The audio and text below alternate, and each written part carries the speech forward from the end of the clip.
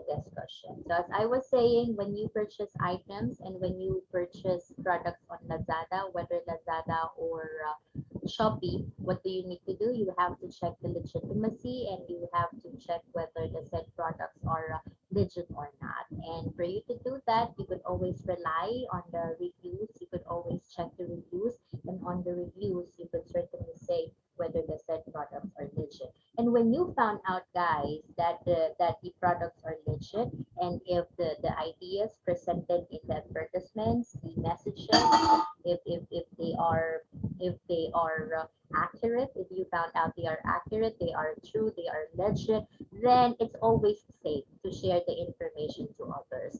And when we say share, you could now post the said messages in any social media platforms you like. It is now safe to share them. It is now safe to share them. It's because beforehand you had already evaluated and you had already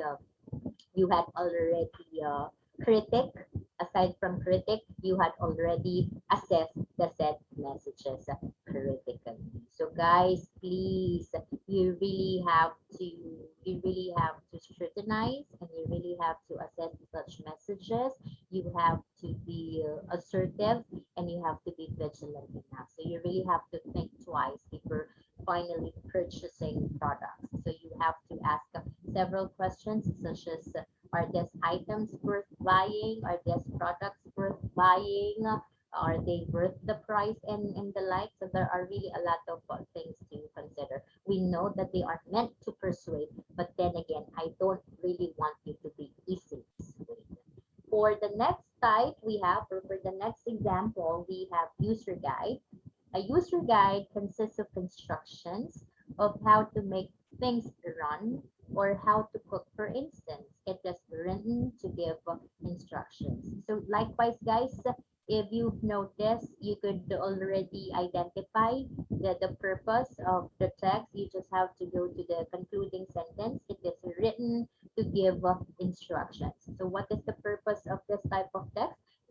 Their purpose is to give us instructions.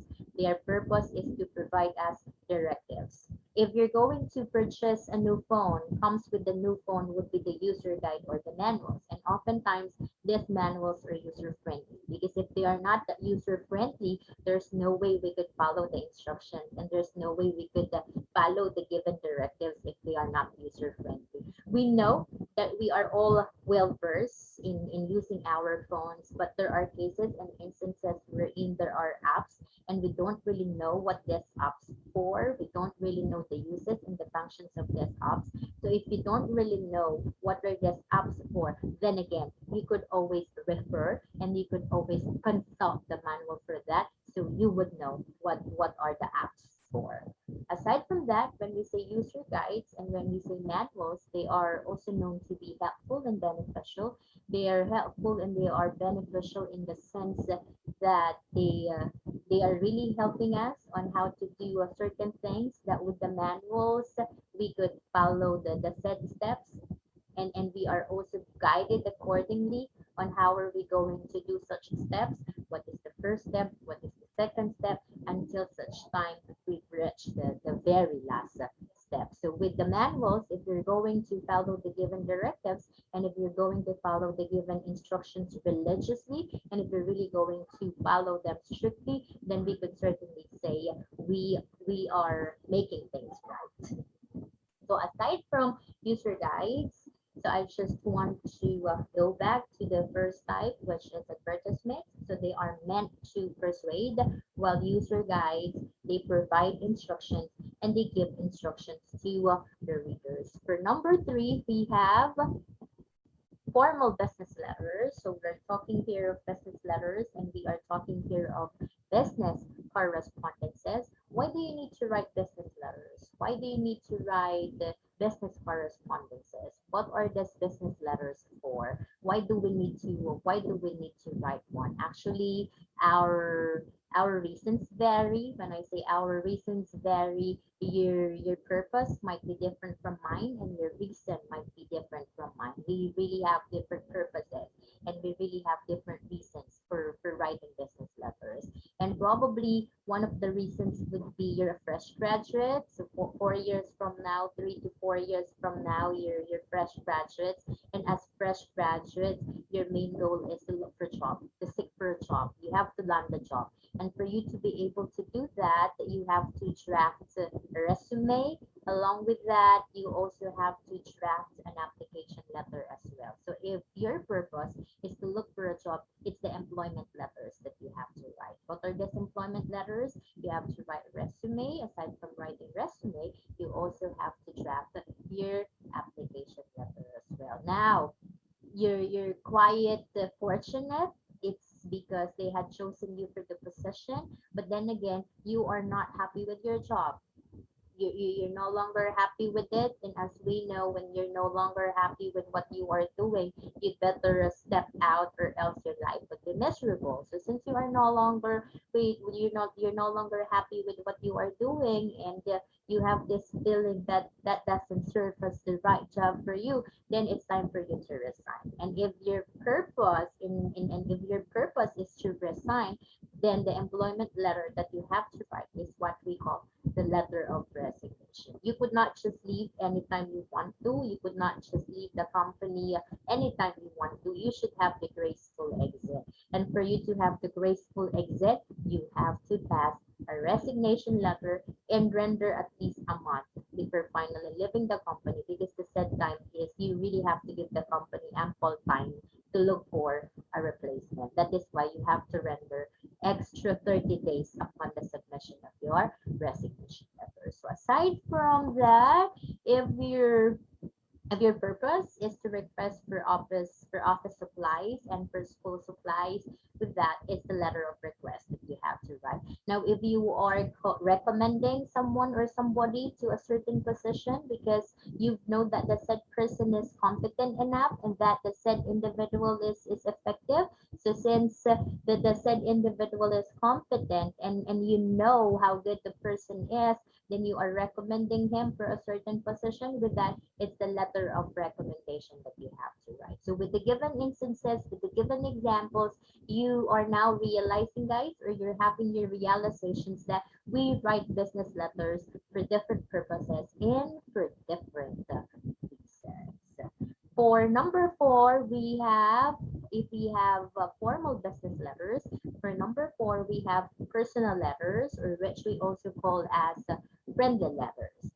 There are cases and there are instances wherein you write to a friend, although, however, as of today, this is no longer applicable. Instead of writing a letter to a friend, you are just doing it by means of video calls or by means of chatting. But I am pretty sure that you had experienced such before, that you are writing letter to a friend, and just like when you write business letters, you also have different purposes for writing personal letters. And again, our purposes, our reasons vary. Like with the given example, his or her reason for writing a letter to a friend, it's because she's very much enthusiastic and she's very much excited to describe the vacation.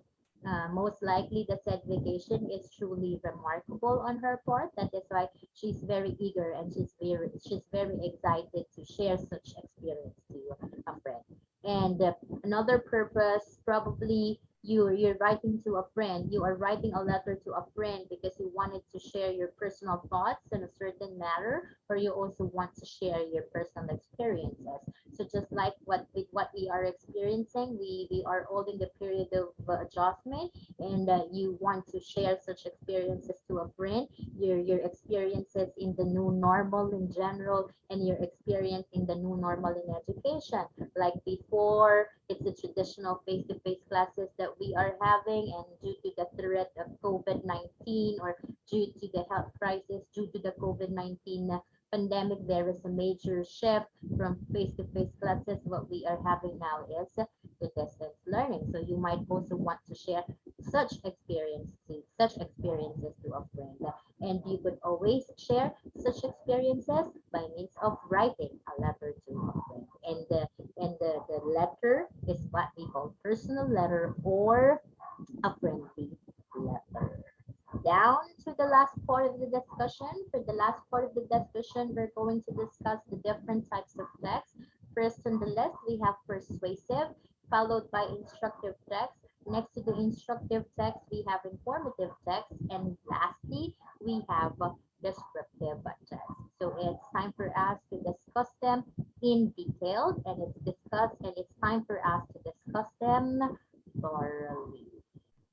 What are persuasive texts? Persuasive text is a text that really wants you to do something. So this type of text, they do have the expectation. They are having expectations like right after reading the text, they are expecting something from us as readers. So what do they expect in general? What are they expecting from us as readers? You know that 2022 presidential election is fast approaching, and it's just around the corner, and we have a lot of presidentials, and we have a lot of presidential candidates. And as we know, part of it would be their political campaigns, and part of the political campaigns would be their platforms. And basing it on their platforms, you would decide whether you're going to vote for these politicians or not. That is actually their expectation. That is actually the expectations from us. The expectation is that these politicians are being hopeful. They are hoping that we're going to vote for them. And with persuasive text, right after reading the text, it is as if they are asking us to do something about the text, to do something about it.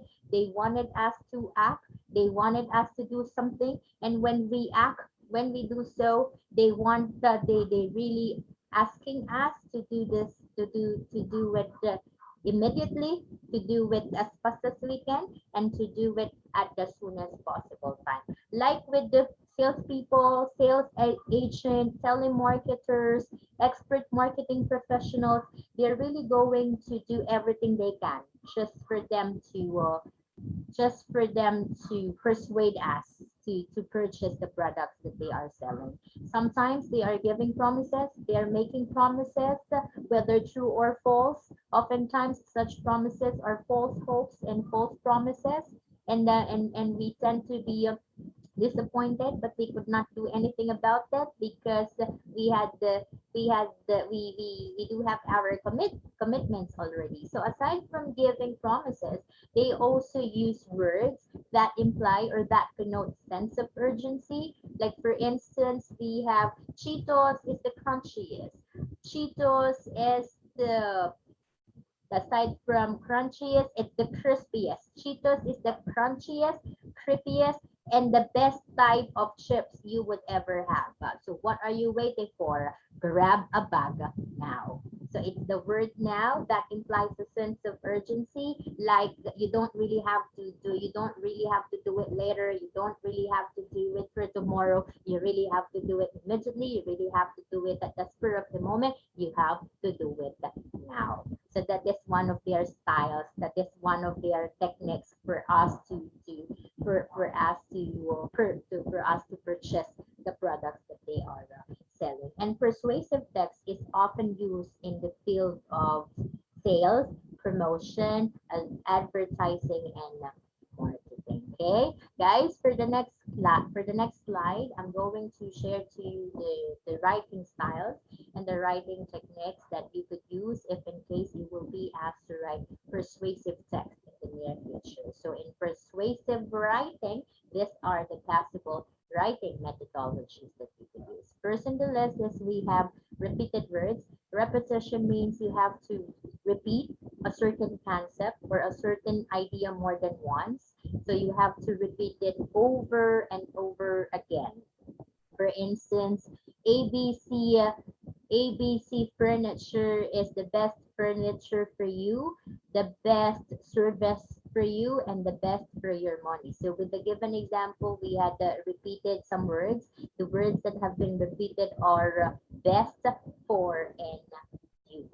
So you could also employ the said technique. Repetition means repeating the idea more than once. Like if you're having your shopping at SM, particularly at the SM department store, you would notice, guys, that they are playing the jingle continuously, and they are playing the jingle repetitively, like SM, we've got it all for you, to certain extent that it becomes stuck in the head already. And the more they play the song, the more you tend to shop without even knowing. The more they play the song, the more you tend to shop.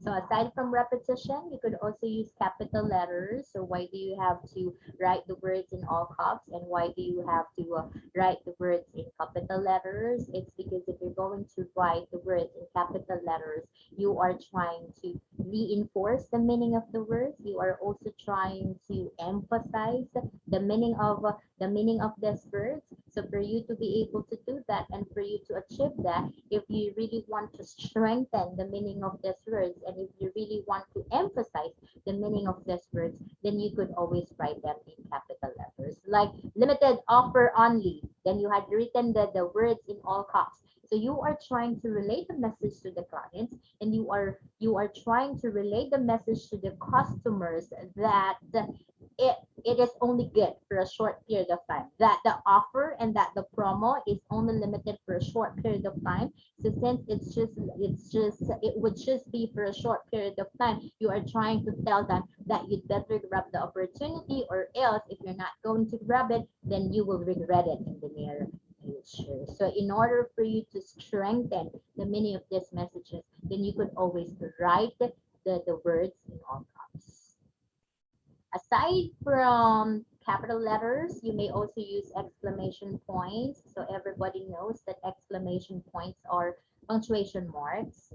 And when do you need to use this punctuation marks? You have to use exclamation marks when you express strong feelings and emotions. We use them when we write exclamatory sentences.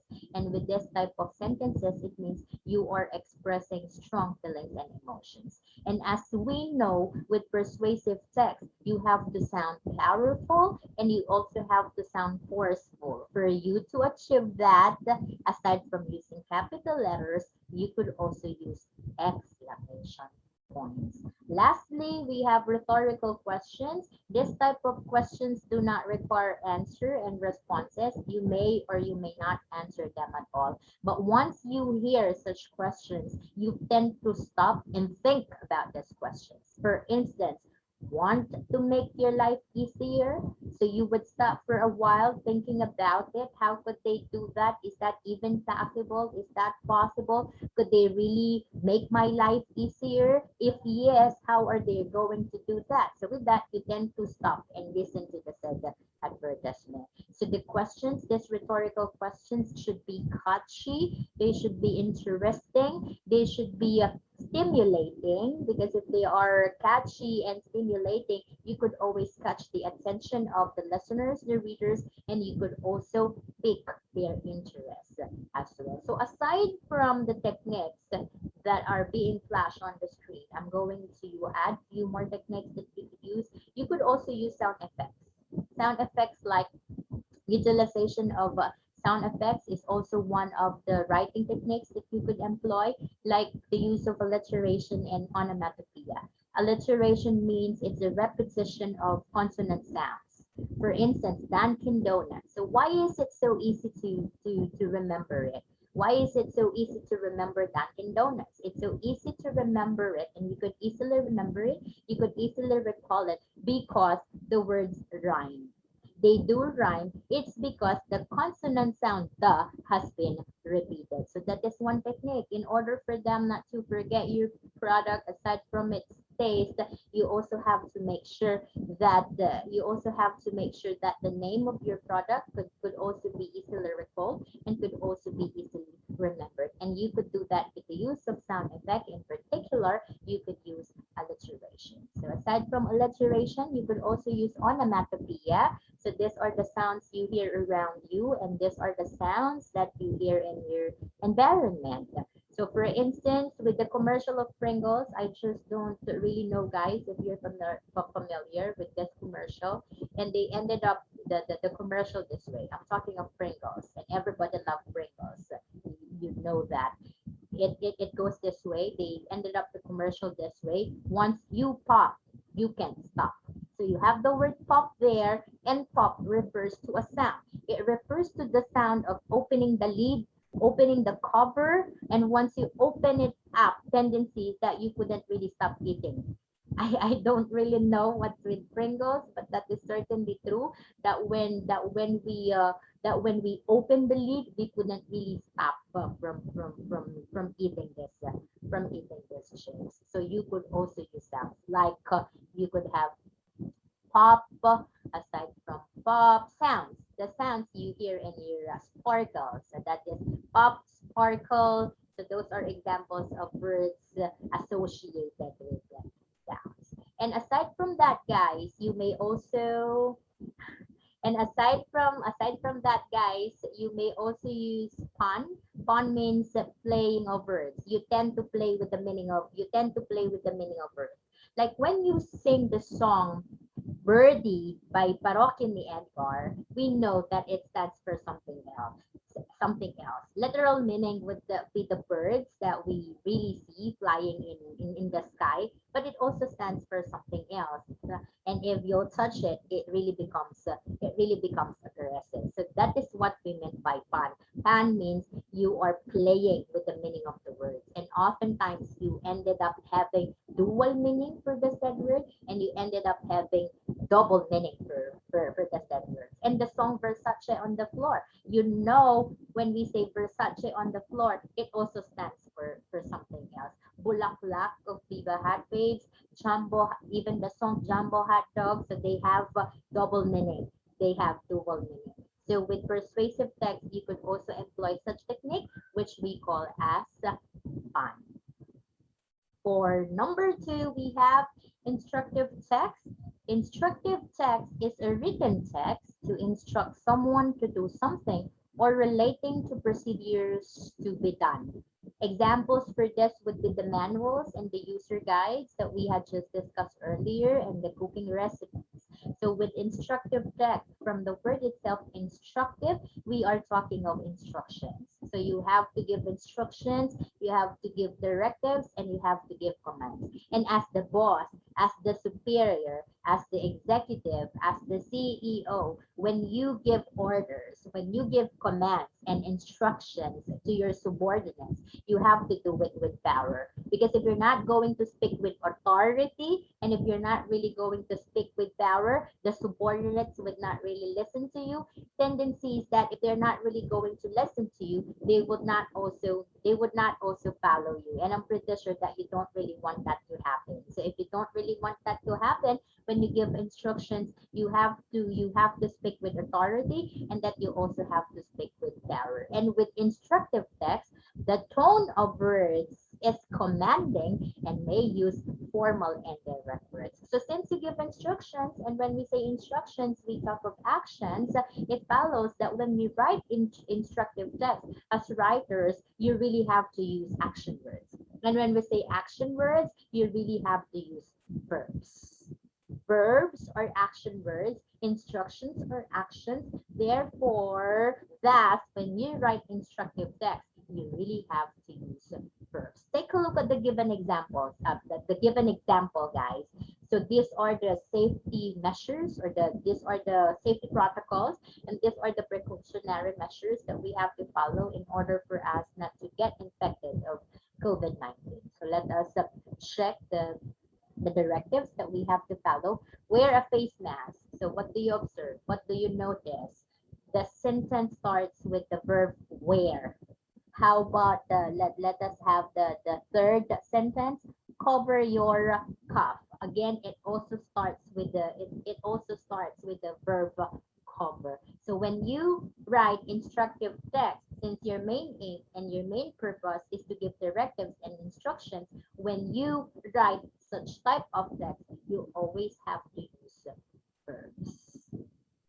For number 3, we have informative text is defined as a text which contains factual information and step-by-step process. So informative text, when it comes to essay writing, aside from calling them informative text, we also tend to call them expository text. And with informative text, your main goal and your main purpose as a writer is to provide facts. You have to give the readers factual information.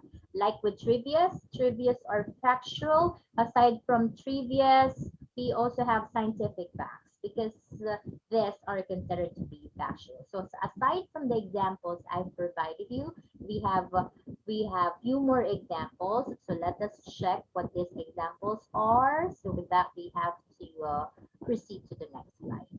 So this are also considered to be examples of informative text announcements. So if it's face-to-face classes, you really have to check the announcements on the bulletin board. But since we do not have face-to-face classes and we resort in using the LMS, the learning management system, you always have to explore the LMS. And when you do so, when you explore it, you have to check the announcements made and you have to check the announcement posted on the OCs and on VC. Ano ti highest The seal ka, no? OC stands OC stands for OC. Highest. That stands for guys, excuse. So let us proceed. So we are discussing some examples for informative text. So we have announcements. You have to check the announcements posted on the VCs and on the OCs. For you to be updated, you really have to do that. So announcements are made up of facts. So since they are made up of facts, they are also considered to be examples of informative text. Aside from the announcements, we also have news articles that you are reading on broadsheets like Philippine Star, Philippine Daily Inquirer, Manila Bulletin, and these news articles are factual. They give us facts, and that is why we tend to know what is happening around us. We are updated with the current events that the events or we are updated with what is happening around us. It's because we tend to read the news. The news and announcements are also examples of informative text. So let us have the last type. So for the last type, we have descriptive text, aims to describe a person, things, or events by using adjectives or adverbs to clearly emphasize the description process. So guys, with with the instructive text or with regards to the instructive text, you have to use verbs. With descriptive text, since your aim is to describe something or someone, you have to come up with descriptions. We're talking of characteristics, features. We are talking of characteristics and features. Therefore, instead of using verbs, it's adjectives and adverbs that you use. Like if your teacher will ask you to describe yourself, tendency is when you do so, you would really use adjectives and adverbs in describing who you really are. So with descriptive text, your major goal, aside from the fact that you have to describe something or someone, your major goal is also to tickle the imagination of the readers. When we say tickle the imagination of the readers, you have to make their imagination work. You have to make the imagination of the readers work. It's just like while they are reading the text, they could also clearly visualize what you are trying to describe. Now, what are we going to do? We are given basic sentences and we have to transpose the sentences into detailed ones. And for us to be able to do that, to make the basic sentences more detailed, we'll incorporate adjectives, we'll inject adjectives as part of the text. The leaf fell off the tree. So there are two nouns here that you need to describe. There are two nouns that you need to describe further. We have leaf and we have tree. If the leaf is about to fall, if it's about to fall, then it means it is already in the stage of withering. It already withers. And if it withers, it means it's no longer color green. Chances are it's already color yellow and it's already color brown. So therefore, in describing the leaf, we could say the brownish leaf, or we could also say the yellowish. We could also say the yellowish leaf. So with that, if you're going to use the adjective yellowish and brownish while you are trying to describe the leaf, the readers could also clearly visualize it. Now, you also wanted to show to the reader how big the tree is. So if you wanted to show to the reader how big the tree is, then you could use the adjective gigantic. Aside from gigantic, we could also use the adjective enormous. So that we could reconstruct and we could restate the sentence this way. The yellowish leaf fell over the enormous tree, or it fell over the gigantic tree. So with the said adjective, the readers again could visualize, they could imagine how big the tree is, how enormous the tree is. For the second sentence, we have his eyes were like the color of the ocean on the clearest day. So there is comparison. The color of his eyes were compared to the color of the ocean on the clearest day. And we know seas, oceans, they are colored blue. So therefore, the adjective that we have to inject would be blue. His blue eyes were like the color of the ocean on the clearest day. And I assume that you could never ever forget the color of his eyes because because his eyes, or because the color of his eyes are being compared to the color to the color of the ocean on the clearest day. So you could clearly visualize the color of his eyes. So guys, again, when it comes to descriptive text, what do you need to do? Tickle the imagination of the reader, and you could always achieve that. You could always do that by means of incorporating adjectives. So guys, don't you have any question for today? Any question that you would like to ask